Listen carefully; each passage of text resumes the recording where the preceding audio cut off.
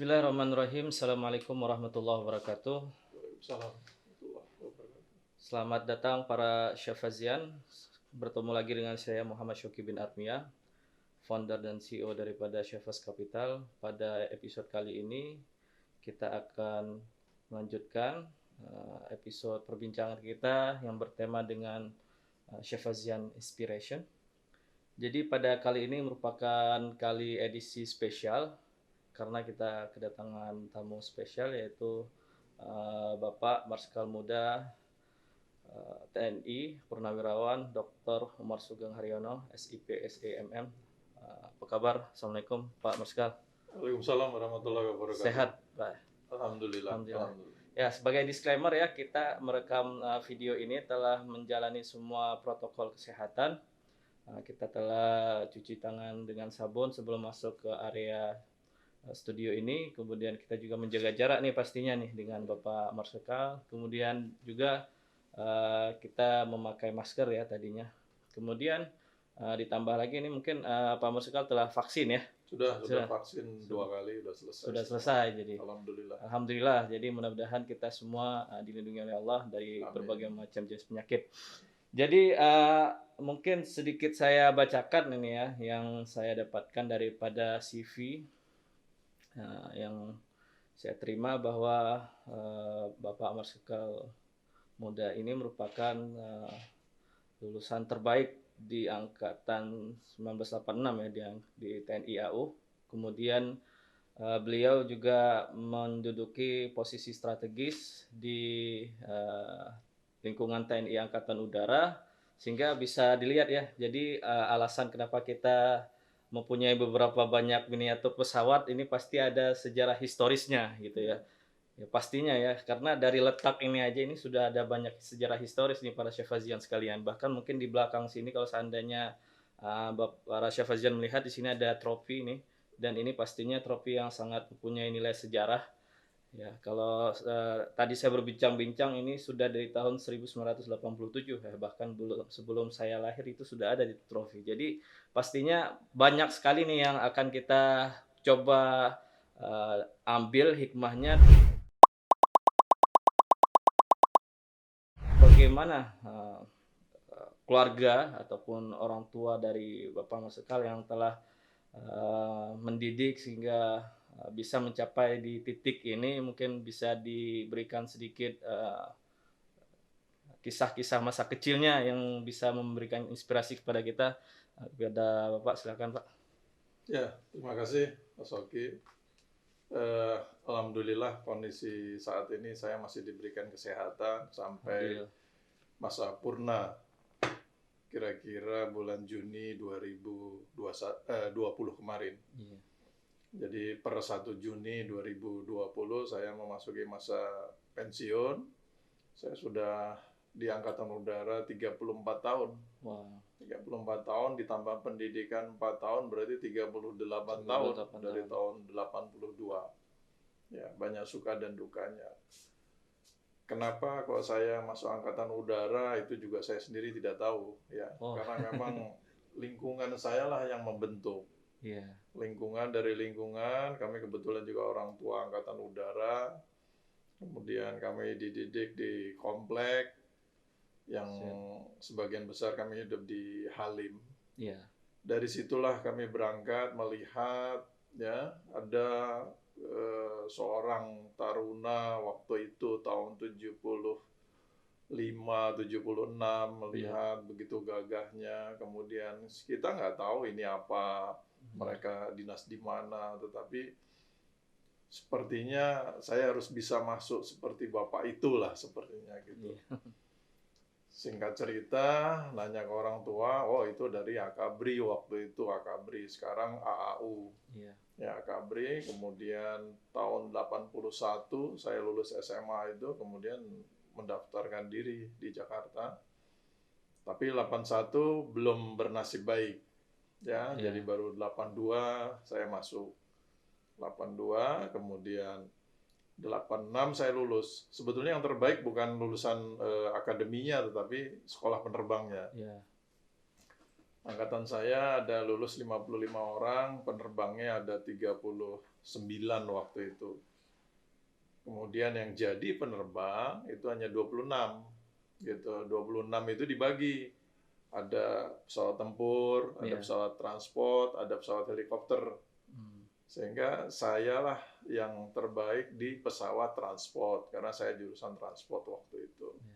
Lulus penerbang tahun 87 ya. Kemudian kami dapat trofi inilah. Trofi ini ya. Ya, yang terbaik waktu itu Itu di diserahkan 87 ya? 87 Iya. diserahkan oleh kepala staf yaitu Marskal Utomo ya, Oke. tahun 87. Kemudian ditempatkanlah di Skadron 2. Kalau cerita pesawat ini, pesawat CN inilah saya yang pertama. Sebenarnya ada Fokker 27 juga ya. Fokker 27 kemudian CN pertama, makanya kami urutkan ini. Ini juga kami terbang, Sukhoi pun juga terbang walaupun pada sekitar tahun 2017 kami terbang Sukhoi. Berarti kalau di yang pertama ikut menerbangkan sebagai misi dinas itu yang mana nih Pak Marsikal? Yang CN 235. Sebenarnya ada Fokker 27 kemudian CN 235, tapi saya banyak di CN 235 buatan dalam negeri ya, buatan PTDI. PTDI ya, benar. waktu itu IPTN. PTN sekarang PTDI. Nah, seperti itu. Berdasarkan cerita dari Pak Marsikal kan Bapak diangkut nih, kok bisa ke Sukhoi nih? Jadi gimana ceritanya? Jadi saya terbang Sukhoi waktu itu jabatan saya sebagai Pangkops AU2 yang berdinas di Makassar. Ya, di Makassar. Kira-kira 8 bulan saya di Makassar sebagai Panglima, kemudian saya mencoba terbang pesawat Sukhoi dengan komandan skadron, ya, karena kan pesawat Sukhoi adalah pesawat tempur yang paling tercanggih yang Angkatan Udara miliki. Jadi kebanggaan bagi Indonesia juga pesawat Sukhoi sampai saat ini, sampai detik ini Sukhoi lah yang paling bagus, gitu, seperti itu. Kemudian yang merah ini bagaimana ceritanya, Pak? Nah, merah ini ketika saya komandan skadron 2 tahun 2002-2003, Angkatan Udara mendapat hibah pesawat dari Singapura. Ya, ada 19 pesawat ini.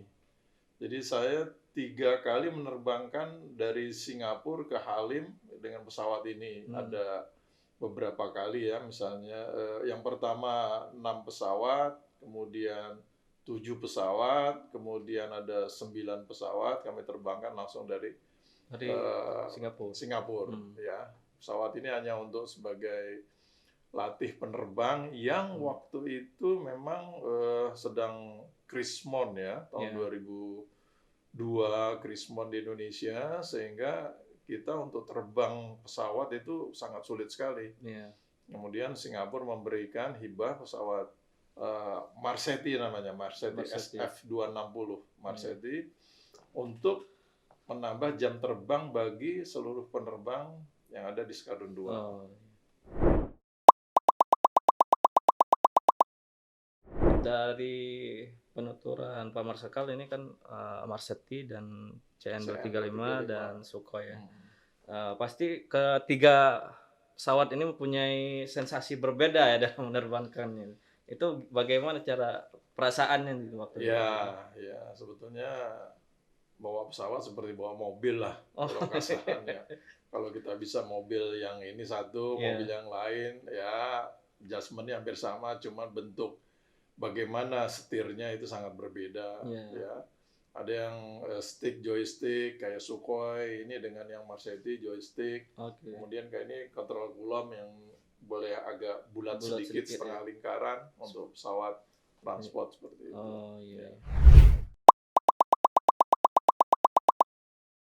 Kemudian sedikit berbicara mengenai trofi nih Pak Marsikal. Ini kan dari tahun 87 nih. Kalau boleh tahu nih siapa saja sih yang mendapat trofi pada waktu itu? Ya, waktu itu trofi ada 3. Pesawat helikopter itu ada teman saya namanya Letnan 2 waktu itu Trisno Hendradi. Kemudian transport saya sendiri Letnan 2 Umar Sugeng Haryono. Kemudian yang tempur ini Letnan 2 Yadi Endra Yadi, seperti itu. Oh, berarti ini masih terawat ya sampai sekarang ya? Ya masih Luar terawat biasa. karena memang ini kenangan kami yang tidak bisa terlupakan. Saya Benar, benar. juga tidak tahu kok bisa menjadi yang terbaik. Ya, Karena memang terbang itu kan sulit dibilang, tapi kok bagi saya terbang itu enak sekali, enjoy sekali. Tidak ada kesulitan untuk terbang nah, seperti itu. nah, balik lagi ke cerita masa kecil nih, Pak Marsikal. Mungkin, apakah memang dari dulu sudah dibentuk oleh orang tua, tujuannya untuk penerbang atau mungkin untuk, korps-korps yang lain Ya, seperti Paskas dan sejenisnya mungkin? ya. Kalau untuk cita-cita dulu sesuai dengan orang tua, ayah atau Iya. bapak, saya itu dari POM AU. Oh ya, Ya, polisi sebenarnya militer ingin ya ingin berarti? ya polisi militernya, Mhm. provos lah kalau waktu itu. Iya. Eh, saya ingin sebenarnya masuk jadi provos. Tapi angkatan saya ini tidak ada yang jurusan provos. Iya. Tidak ada. Yang ada hanya elektro, kemudian teknik, Oke. kemudian dites penerbang Mmm. gitu. Jadi dari dua korp ini kita dikasih kesempatan untuk ikut tes penerbang sehingga kebetulan saya lulus waktu itu penerbang Oh, gitu. Jadi memang korp yang POM ini tidak ada. Tetapi di senior saya atau adik saya itu ada korp POM itu seperti itu. Pas oh, saya tidak ada. Mungkin Allah tidak memberikan, oh cocoknya penerbang seperti itu iya, sehingga iya. saya masuk penerbang alhamdulillah sampai sekarang kita pensiun masih diberikan kesehatan. Mungkin itu juga ya hikmahnya daripada, Bapak Marsikal agak ditunda sedikit oleh Allah masuknya ya, supaya Ya, supaya nantinya diarahkan ke penerbang gitu. ya dulu kalau melihat sejarah saya tahun 81 lulus SMA itu Iya. sangat sedih sekali. Oh ya, Di Jakarta saya daftar ke yang pertama kali ke UNS, ikut Sipenmaru lah iya. waktu itu. Tidak ada satupun yang lulus. Tidak ada Oh, satupun. Kita ngambil yang termudah. Ada UPN, UPN di Pondok Labu. Kita ngambil jurusan yang paling mudah katanya orang. iya. Pasti nanti bisa masuk. Jurusan adalah teknik industri. Gitu. Itu pun juga gagal juga. Nggak masuk Oh, juga saya juga. iya, iya. Akhirnya tahun 82 kita coba daftar penerbang, alhamdulillah daftar AU ya, mohon maaf, Iya. daftar AU di Kodam Jaya, kemudian alhamdulillah bisa jadi penerbang gitu Oh, dan dengan hasil baik iya. gitu. Mungkin, para Syafazian sekalian, Bapak Marsikal kita ini merupakan salah satu contoh nyata daripada sebuah ungkapan kegagalan merupakan kesuksesan yang tertunda. Ya, Jadi seperti itu betul ya. betul sekali. Memang Ya, kalau Allah sudah berkehendak, ya kita gagal di sini, masih ada sukses-sukses yang kedepannya yang ya, menanti kita depannya. betul betul. Ya seperti itu. Ya,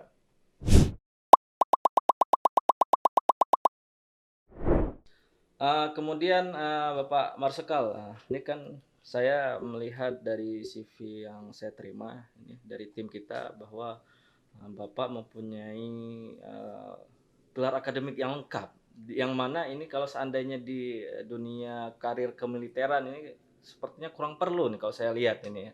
Karena kan militer ini dia identik dengan practical, skills, ya, tidak ya, ke academical skills. ya. Jadi, pertanyaan saya satu, Pak, kenapa mau ngambil doktor gitu? Jadi bagaimana mungkin bisa diceritakan dari S1, S2 sampai ke doktor, Pak Ya, Marsikal? dokter itu mungkin saya kecebur kayaknya. Oh, Dokter kecebur di Makassar kayaknya. iya, iya. Jadi bermula dari S1 dulu kami ngambil UT. Oh, Tahun iya. 94 ada kerjasama antara TNI dengan Universitas Terbuka. Oke. Ya, waktu itu ada di Halim, kami mengikuti S1. Waktu itu SIP. Tapi setelah beberapa tahun kerjasama itu hilang, sehingga kami kebingungan ya harus belajar di mana karena dulu kelasnya jelas. Setelah Iya. itu dibubarkan, kami harus nyari sendiri.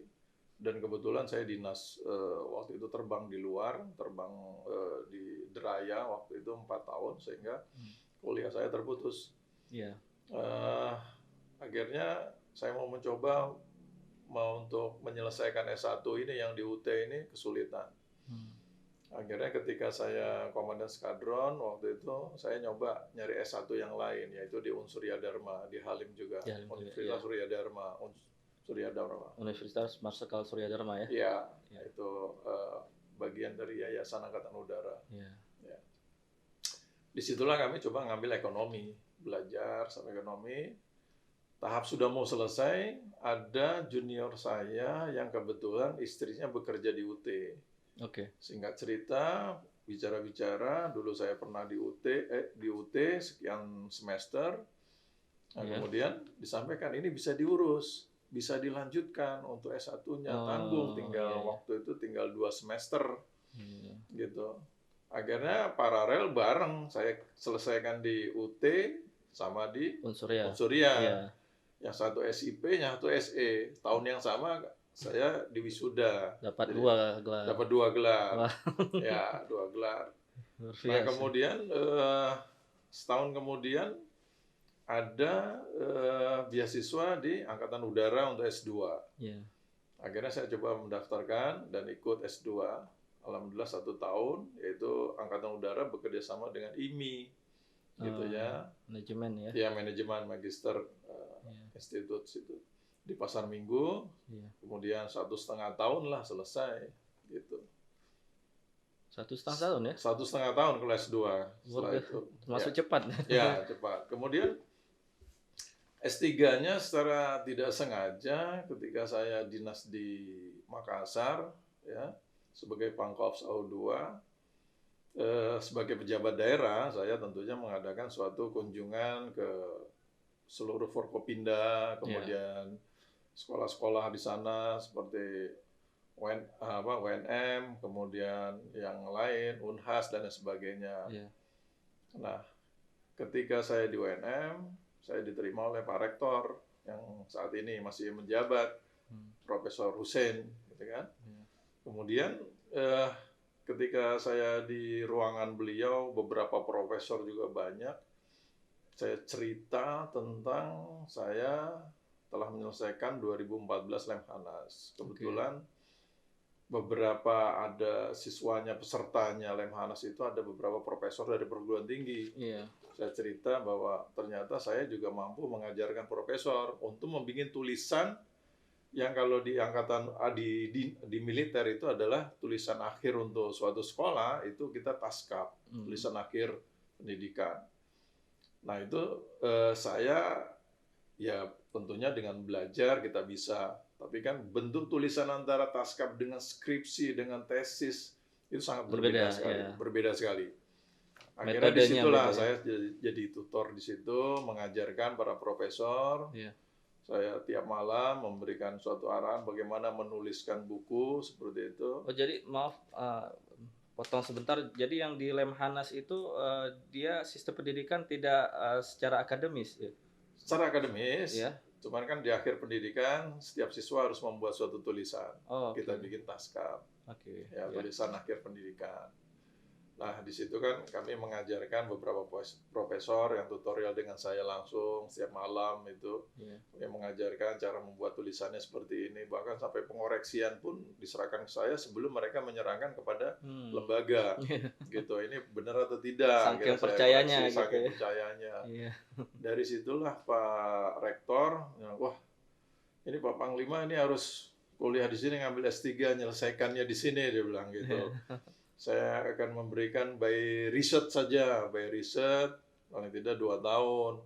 Tapi saya sampaikan Panglima, Bapak Rektor, saya sibuk, tidak bisa ada waktu untuk kuliah. Tidak by riset aja, nanti biar dibimbing sama promotor-promotor, profesor, waktu itu banyak lah seperti itu. Kemudian selesai pembicaraan di situ, saya itu seminggu kemudian itu ada 4 profesor datang ke kantor Bapak. Mako Koop 2. Oke. Ya, mengadakan katanya ini sebagai pendaftaran dan kuliah perdana. Kuliah perdana di Koop. Iya, iya. Di situ ada Profesor Jasrudin, kemudian Profesor apa namanya? Ada beberapa lah, saya agak lupa itu. Nah, dari situlah saya ditangkap lagi. Ini tolong untuk mendaftar menjadi siswa S3 di UNM. Kami sangat senang sekali, dibilang gitu. Akhirnya kami menandatangankan sebagai mahasiswa S3 UNM. Ya.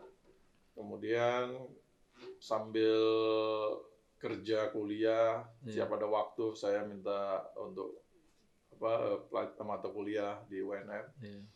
Ya 1 tahun saya pindah ke Jakarta, beliau ke Jakarta, kami kadang-kadang ngisi di Jakarta di tempat mana saja, kemudian kami ke Makassar kadang-kadang. Hmm. Selesailah dalam waktu 2 tahun, Iya. 2018 kami selesai, kemudian Wah. promosi, jadi pas 2 tahun untuk riset by riset itu. Oke. Ya, disitulah kami mendapat predikat sebagai cum laude Wah. dengan IPK 4. Nah, itu yang kami miliki Iya, dan ya. kebanggaan untuk sebagai mahasiswa UNM, Iya. seperti itu. Luar biasa ya, para Shefazian S2 1,5 tahun ya. Udah hampir sama seperti Yuki itu 1,5 tahun. Kemudian S3 2 tahun dan ini Ya, perlu dititik beratkan ini S3 ya. ya. Bukan S3 ada tanda kurung HC itu Oh, tidak. tidak, tidak, Tapi tidak. memang benar-benar S3 gitu. Ya, Jadi memang beliau melakukan riset dan itu bukan hadiah dari universitas, kemudian bukan, bukan. beliau juga ikut diujikan, Ya, kemudian ada sidang tertutup, sidang terbuka gitu ya. terbuka. Ya, promosinya. Kami dihadiri Promosinya. 300 peserta. Ya. Kemudian dari siswa S3 dari UNM sendiri juga banyak yang bertanya ke kami juga. Nah, jadi Seperti memang itu. bukan kalau istilah sekarang itu bukan dokter abal-abal gitu. Kemudian ini mungkin pertanyaan selanjutnya nih Pak Marsikal. Eee, Pendidikan akademis yang Bapak terima, kemudian gelar-gelar akademis yang Bapak terima itu apa ada gunanya di instansi TNI AU sebenarnya, Pak? Kalau seandainya kita berbicara seperti itu Ya, ya. ya, ya. Memang ini hal yang berbeda di Iya, militer dan dengan akademik. Tapi paling tidak sebagai pimpinan, sebagai bawahan itu senang iya, melihat bahwa pemimpinnya ini mempunyai akademik yang tinggi. oke, Nah, dan banyak kegunaannya sebetulnya.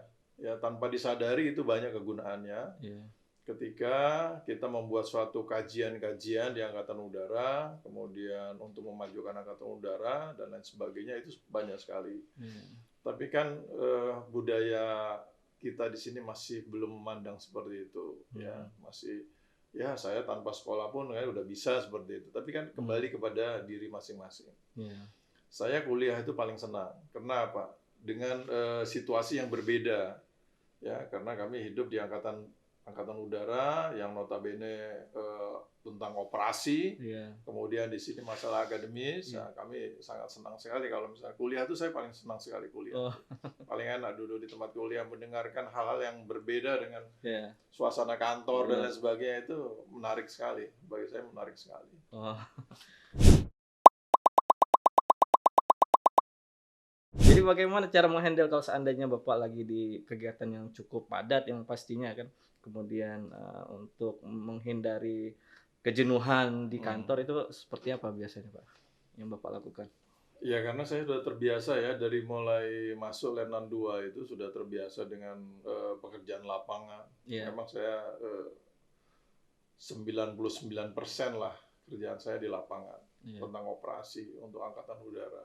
oke, Sehingga kami tuh istilahnya tidak usah mikir lagi masalah operasi itu pun kami udah bisa menghandle seperti itu. Dengan iya, pengalaman-pengalaman yang kami miliki, itu bisa lah kita menghandle. Kemudian kita masuk ke dunia akademik.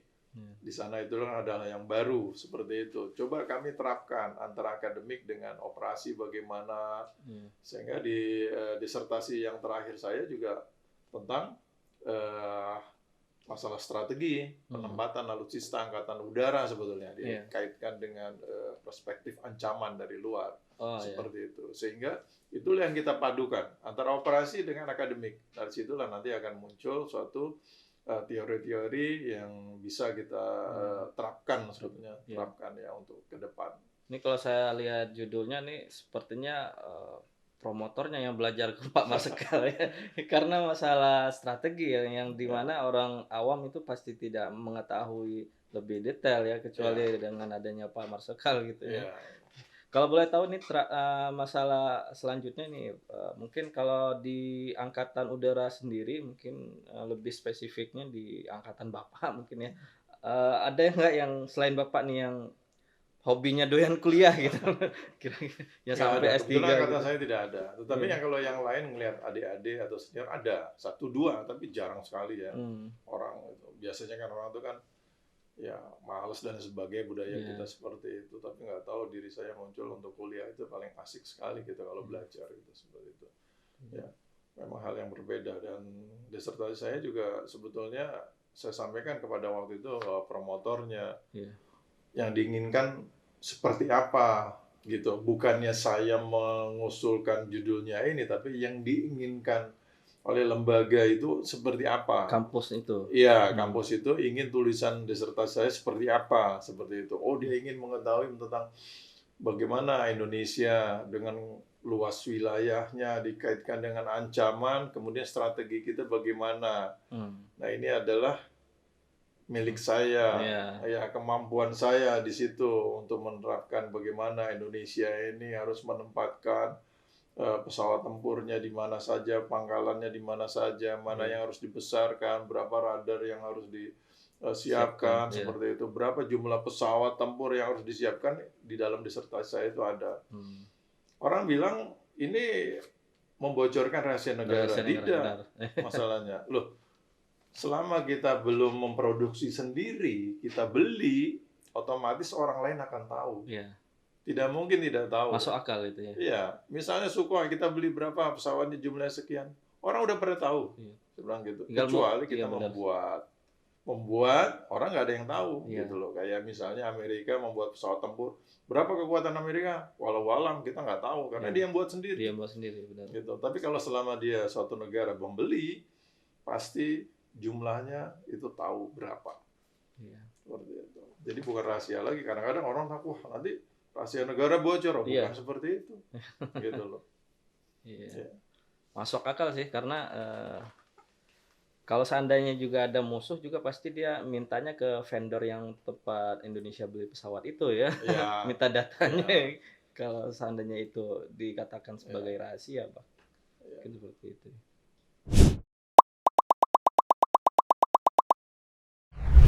Kemudian Pak Marsikal, ada pertanyaan berikutnya nih.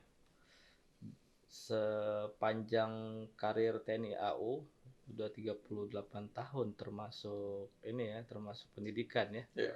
Kemudian Bapak juga pernah bercerita nih Pak Marsikal bahwa pernah di Deraya ya. Iya. Mungkin pada waktu itu kami masih awam ini apa itu Deraya sebenarnya. Jadi semacam maskapai apa, kemudian setelah itu kenapa bisa militer masuk ke sipil gitu ya. Jadi mungkin bisa diceritakan sedikit Pak Marsikal kepada kita sebagai inspirasi kita juga semua suka dukanya selama 38 tahun ini di TNI AU.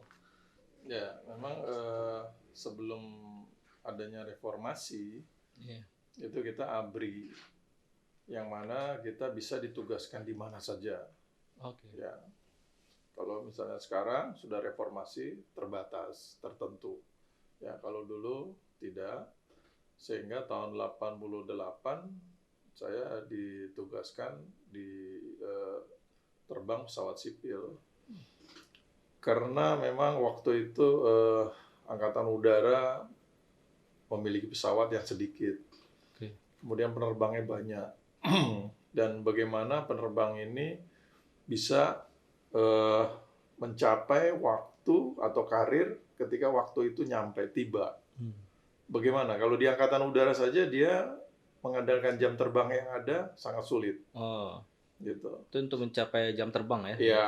Kemudian beberapa penerbang waktu itu angkatan saya itu dan rekan-rekan saya ada senior seperti itu dikirim ke penerbangan sipil. Oke. Yaitu ke Deraya, kemudian ada sebagian ke Indoavia. Kami terbang pesawat kecil charter itu selama 4 tahun, yang mana waktu itu saya punya tempat base itu di Indonesia Timur. Ya, Indonesia Timur. Kami terbang di Indonesia Timur itu selama 4 tahun itu udah puas sekali lah. Kemudian tahun 92 kami masuk kembali ke Angkatan Udara karena kontrak sudah selesai selama 4 tahun. dan terbang lagi pesawat Fokker 27, kemudian tahun 94 akhir kami sekolah di IPTN PTDI untuk mengambil pesawat buatan dalam negeri, Iya. yaitu CN235. Di situ kami belajar terbang. Jadi untuk menerbangkan pesawat ini, kalau menurut saya pesawat ini paling mudah di antara seluruh pesawat di dunia yang ada. Oh, iya Gitu, ya. pesawat mudah Buatan kita ya, buatan Indonesia PTDI ya. waktu Iya. itu ya. Kenapa mudah? Karena saya 1 jam aja udah bisa handle pesawat itu. Oke. Ya, sehingga saya 10 jam udah bisa captain di pesawat itu dan lebih cepat dari yang lain-lainnya itu, sehingga jam terbang saya banyak di sana. Nah, Banyak suka duka yang di pesawat CN ini. CN235. Iya. Kebetulan setelah saya jadi captain, saya ikut juga IMA, Indonesia Military Airworthiness Authority, Iya. yaitu untuk kelaikan pesawat militer yang ada di PTDI. Nah, kami ikut di sana. Gitu. Terbang di Indonesia, terbang di luar negeri, di Australia pernah untuk menguji pesawat yang production, khususnya military. Iya. Kemudian beberapa kami mengirim juga ke Korea Selatan, kemudian ke Pakistan, kemudian Malaysia juga, Brunei juga, yang memesan waktu itu pesawat CN235. Malaysia, Brunei. Ya, jadi saya menerbangkan pesawat punya mereka semuanya itu untuk menguji terbang pesawat ini. Seperti itu. Berarti kalau seandainya tidak lulus ujian atau bahasa eksplisitnya Pak Marsikal tidak mengokekan ini belum bisa produksi ya? Nggak bisa terbang. Nggak bisa produksi juga. Oh iya. Jadi pabrik keluar, production test, kemudian kami menguji untuk pesawat militer. Iya. Yang produk untuk militer yang membeli, nah kami yang menguji, oh ini pesawat ini lulus, oh ini bagus, oh ini kurang ini waktu. Dan tidak langsung selesai, beberapa kali sampai tuntas semua, ada kurang ini, kurang itu, dan lain sebagainya. Sampai selesai, tuntas, baru kami rilis, pesawat ini siap dikirim, apakah itu ke Malaysia, ke Korea, ke Brunei, ke Pakistan waktu itu. Nah, jadi pesawat 235 kami banyak suka dukanya. Jadi ibarat kata kalau seandainya satu negara memesan 10 pesawat, berarti ke 10 pesawat itu Pak Marsikal harus menguji. Harus diuji semua. Masing-masing, bukannya tidak satu sampling saja gitu ya? sampling, tidak bisa. Tidak bisa. Iya, Harus semuanya pesawat. Benar. Karena memang tiap produk itu beda-beda. Ya. Dikhawatirkan ada sesuatu yang misalnya human error. Benar. Human error dalam misalnya teknis ya. Ada pemasangan sesuatu yang salah dan lain sebagainya. Sehingga ini harus semua detail. Pesawat dari nomor 01 sampai sekian ratus, ya satu-satu harus dicek. Harus benar-benar dia like, kemudian dapat sertifikat untuk pesawat ini bisa diterbangkan. Berarti cukup lama juga Pak Marsikal sudah di PTDI ini ya? Sudah lama sekali, nguji sekitar sampai 8 tahun. Wah. Nguji pesawat ini. Itu setelah dari deraya langsung atau ada? Iya, dari deraya langsung. Dari mulai pangkat kapten sampai letnan kolonel. Jadi hampir setiap minggu kami tes, ada production selesai, kemudian kami dipanggil oleh PTDI, berangkat ke PTDI Bandung, kemudian melaksanakan tes pesawat CN235, seperti itu. Paling jauh negara yang memesan PTDI itu khususnya CN235 apa kira-kira? Kalau yang saya tahu itu hanya Pakistan ya. Pakistan ya? Iya, Pakistan paling jauh. Mereka untuk militer juga militer, ya?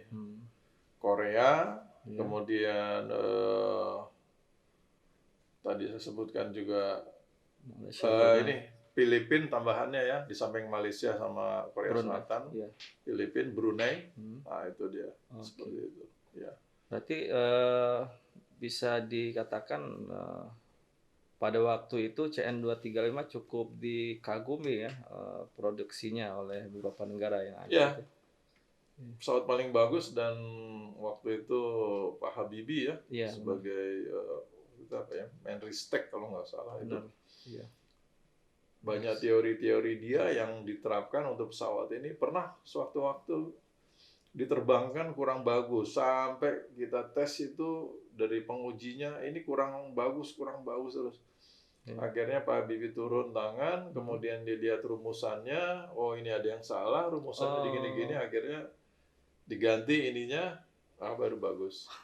Luar biasa. Luar biasa Pak Habibie, kecerdasan ya. beliau ya. Iya, iya. Beliau sangat luar biasa untuk pesawat terbang ini, CN235. Kemudian selain CN235, apa pesawat jenis apa lagi yang telah dirilis oleh PTD ini kira-kira? Ya sebetulnya banyak ya, ada 235 terakhir 295. Ya. Tapi saya tidak kebagian waktu itu, memang udah junior kami untuk melaksanakan itu. Tesnya. Tapi, ya tesnya. Kemudian 23 ada juga helikopter dan lain sebagainya dari PTDI. Sebenarnya banyak produk-produknya ya. Di ini kan.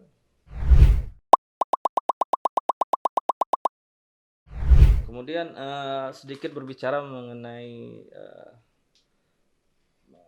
dunia pilot ya. Mungkin kalau seandainya kita mengetahui di sipil itu makin senior itu makin banyak jam terbang gitu ya. Maksudnya makin banyak jadwal yang diberikan kepada dunia. Apakah ini sama dengan dunia militer khususnya bagi penerbang militer itu sendiri, Pak Marsikal? Ya, memang perbedaannya itu antara militer dan sipil. Kalau militer itu banyak manuvernya pesawat. Jadi tidak hanya terbang, naik, level, datar, turun, naik, gitu tidak. Karena kita militer ada variasi-variasi untuk misalnya pertempuran dan lain sebagainya, penerjunan dan sebagainya yang tidak sama. Memang kalau jam terbang yang paling banyak di sipil karena memang dia kan rute. Rute dan setiap saat harus seperti itu. Kalau kita tidak, kita misi. Jadi mission. Kalau kita nggak mission, ya mungkin hanya latihan di tempat. Jadi khusus ada event tertentu ya, ada operasi tertentu ya. Seperti operasi seperti itu. Dan kadang juga mungkin sampai kelelahan juga kita terbang tuh ya. Kita kelelahan sampai malam seperti itu. Pernah yang saya pernah terbang dari jam 12 malam mendarat jam 7 pagi, seperti itu. Itu kan. Lama ya? Ya lama gitu, tapi itu sangat mengasihkan lah kalau terbang malam seperti itu. Itu jam 12 malam sampai jam 7 pagi. Kalau untuk fitur-fitur itu sendiri yang Pak Marsikal rasakan ketika menerbangkan deraya dengan pesawat TNI AU itu ada yang berbeda pastinya mungkin ya? Beda sekali. Kalau pesawat militer ini hampir boleh dikata banyak yang baru. Banyak yang baru. Kemudian kalau yang waktu itu kita terbang di deraya itu pesawat-pesawat tua, gitu. Tetapi itu saya sampaikan, jam terbang itu sama aja kita belajar mobil lah. Semakin banyak, semakin sering kita naik mobil itu kan semakin familiar dengan mobil itu, dengan pesawat itu, familiar, semakin jam terbang. Memang tidak dipungkiri seorang yang jam terbangnya tinggi pasti terbangnya akan lebih baik dibandingkan orang yang jam terbangnya sedikit. Tetapi sangat berbeda kalau misalnya antara penerbang transport dengan penerbang tempur, itu beda. Ya kalau tempur memang dia jamnya sedikit, tetapi kan sedikit itu tapi rutenya sudah jauh sekali dibandingkan dengan transport. Gitu, perbandingan itu ada dan itu bisa untuk mengcover semuanya itu. Bagaimana seorang penerbang memiliki jam terbang antara sedikit dan banyak itu bisa tercover.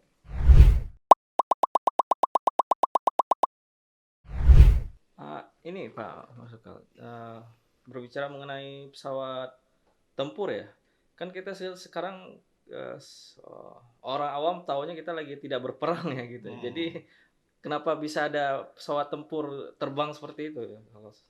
Maksudnya kenapa harus ada penerbang tempur untuk saat ini, sementara kita tidak dalam kondisi berperang?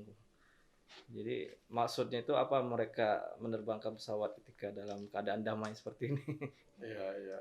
Jadi gini, kita ibaratkan kita punya rumah punya toko, punya gedung, punya kantor, nggak ada satpamnya itu kayak apa? Oke. Gitu loh. Iya, iya, iya. Ya, negara nggak punya pesawat tempur dan lain sebagainya, tidak ada negara yang tidak punya, Iya. kecuali memang dia tidak punya uang untuk membeli. Oke. Gitu. Kalau misalnya suatu negara tidak mempunyai kekuatan militer, nah ini pasti ada negara-negara lain yang mengusik. Iya. Itu udah biasa itu seperti itu. Oh, dia kekuatan dia seberapa sih? Coba kita usik-usik. Tapi kalau kekuatan kita bagus, Hmm. pasti mereka tidak akan berani gitu. Iya. Kita di rumah ada herder, ada anjing dan sebagainya. Iya. Orang kan sungkan untuk masuk ke Iya. situ kan, goda-goda. Iya. Tapi kalau nggak ada apa-apa, lompat pagar atau apa, ngambil apa, nah seperti Iya. itulah Oh, iya. kita ini kan. Tetapi tidak, militer ini harus suatu negara itu kalau mau kuat harus militernya harus kuat Oke. gitu.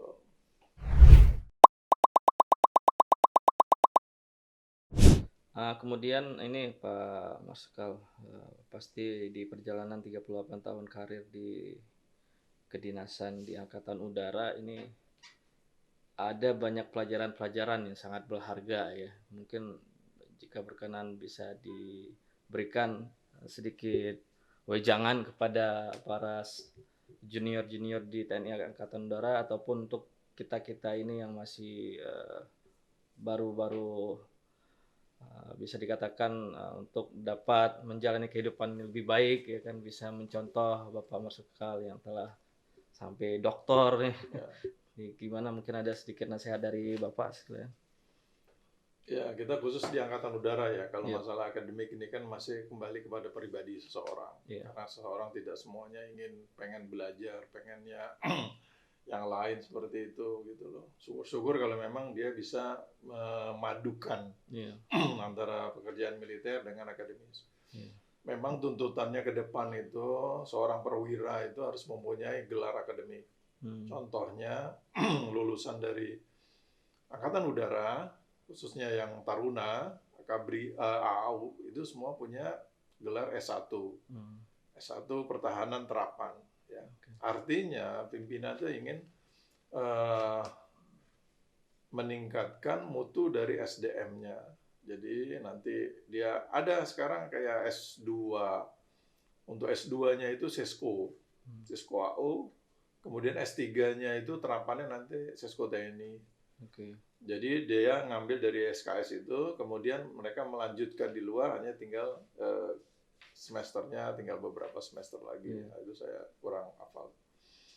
Nah, harapan kami untuk adik-adik itu hendaknya ya kuasailah apa yang mereka kerjakan. Misalnya sebagai penerbang, lakukanlah sebagai penerbang profesional. Iya. Ya. Penerbang yang jago bagaimana? Bukan yang terbangnya jago, dia jungkir balik dan lain sebagainya. Penerbang yang jago adalah dia bisa pensiun dan selamat. Begitu. Iya. Ya, pensiun Cukup dan dalam selamat. pesannya. Ya, seperti itu. Iya. Ya, karena dia jago. Jangan kita sembarangan terbang akhirnya kecelakaan, accident yang tidak kita harapkan. Yaitu. Jadi kalau memang dia sebagai penerbang dan jago, dia pintar, ya dia sampai akhir hayatnya nanti. Ketika dia pensiun, dia masih menyandang predikat sebagai penerbang. Kemudian juga dengan terbang baik, tentunya akan menjadi suatu, misalnya komandan skadron, ya, komandan wing, kemudian komandan Lanut tipe A, kemudian menjadi panglima, nah, dan seterusnya. Seperti itu, jadi harus benar-benar apa yang ada di depan kita kerjakan dengan sebaik-baiknya, ya. Curahkan ilmu kita untuk Angkatan Udara, karena kita tidak akan menghitung mundur lagi, ingin kembali lagi setelah selesai. Wah, dulu saya harusnya bisa mengerjakan ini, dulu saya udah terlambat. Ya, jadi ketika kita seperti saat ini, ya lakukanlah yang terbaik, kemudian untuk Angkatan Udara dan diri dia sendiri, gitu. Iya, terima kasih Bapak Marsikal atas kesediaan waktunya untuk dapat mengisi Syafazian Inspiration. Ya, terima kasih juga. Ya, alhamdulillah tidak terasa ya waktu kita sudah 45 menit lebih bahkan.